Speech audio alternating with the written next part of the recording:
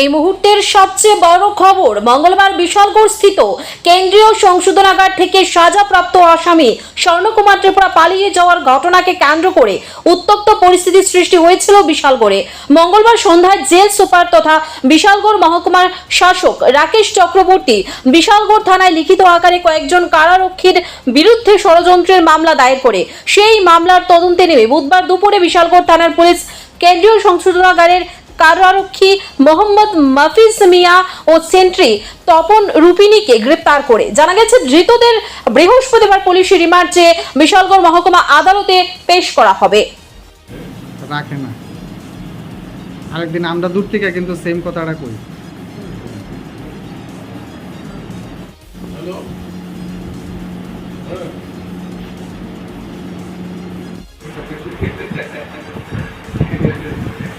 কেউ কেউ রিকোয়েস্ট রাখে না, জিনিসটা রাখে না।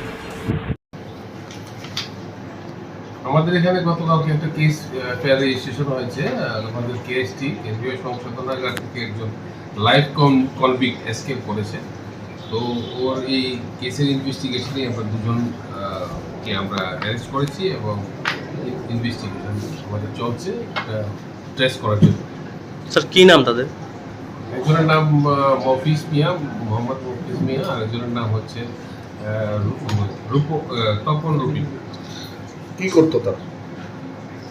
তারা জেল কর্মী, ওয়ার্ডার, কেন্দ্রীয় সংশোধনাগারের কর্মী। স্যার যে আসামিটা পালিয়ে গিয়েছে তার কি নাম স্যার?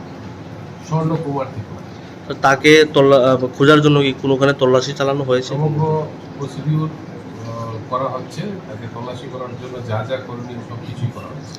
স্যার জেল থেকে কীভাবে পালিয়ে গিয়েছে এমন কোনো তথ্য সমগ্র কি আপনারা? প্রক্রিয়াটাই আমরা ইনভেস্টিগেশন করে দেখছি। ইনভেস্টিগেশন করার জন্যই তো আমরা তাদেরকে অ্যারেস্ট করেছি এবং যাবতীয় যা ইনভেস্টিগেশনের ফর্মালিটি আছে সব কিছু করা হবে।